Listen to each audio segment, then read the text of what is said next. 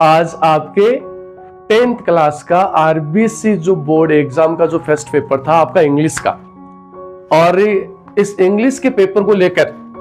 आपके मन में पता नहीं कितने कैसे कैसे क्या क्या ख्याल आ रहे होंगे कि पेपर कैसा होगा, फर्स्ट पेपर है, सब्जेक्ट भी इंग्लिश है।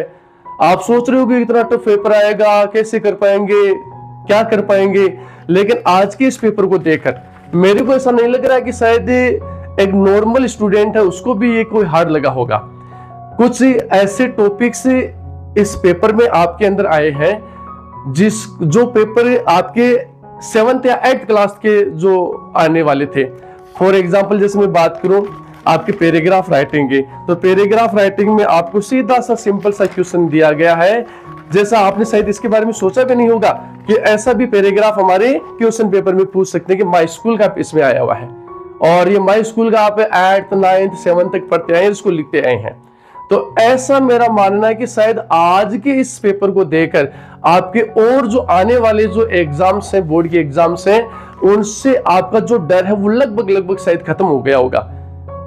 मेरा ऐसा मानना है कि इसमें जो ग्रामेटिकल जो पार्ट था वो भी बहुत इजी दिया गया था, बहुत ही आसान दिया गया था। जैसे फर्स्ट में इसमें टेंसेस वाले आपके पार्ट की बात करूं तो इसमें आपको first example my father run A mile every day. अब एवरी डे दिया, एवरी डे से पता चल गया कि यहाँ पे प्रेजेंट सिंपल टेंस आ रहा है, और प्रेजेंट सिंपल टेंस के अकॉर्डिंग आपने सब्जेक्ट सिंगुलर होने के कारण जो मैन वर्ब है उसमें एस लगा दिया, आपका आंसर सही हो गया।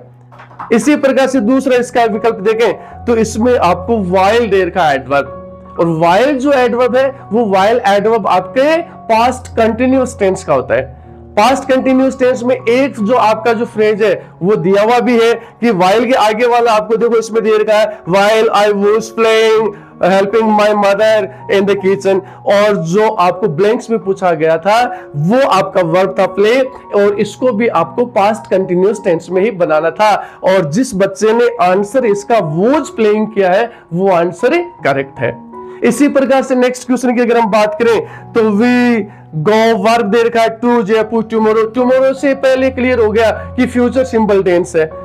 Helping verb will shall use लेना है, वर्ब की फर्स्ट फॉर्म यूज लेनी है, तो वी के साथ शैल गो आपका क्या हो गया, कंप्लीट हो गया। लास्ट का भी आपका जो टेंस का जो क्वेश्चन था वो इसी तरह से था, the thief escaped before the police arrived, आपका पास्ट परफेक्ट टेंस दिया गया है, आपके बिफोर के साथ पास्ट सिंपल टेंस दिया गया है। दूसरा एग्जांपल है वो आपका ऑप्शन है वो पास्ट परफेक्ट टेंस का हो जाएगा, हैड प्लस एस्केप का एस्केप्ड हो गया। तो इस प्रकार से हम कह सकते हैं कि इस पेपर को देखकर शायद आपका जो अन्य जो पेपर के प्रति आपके मन में जो डर था, मैथ का है, साइंस का है, शायद वो इस पेपर ने आपके इस डर को दूर कर दिया। Thank you.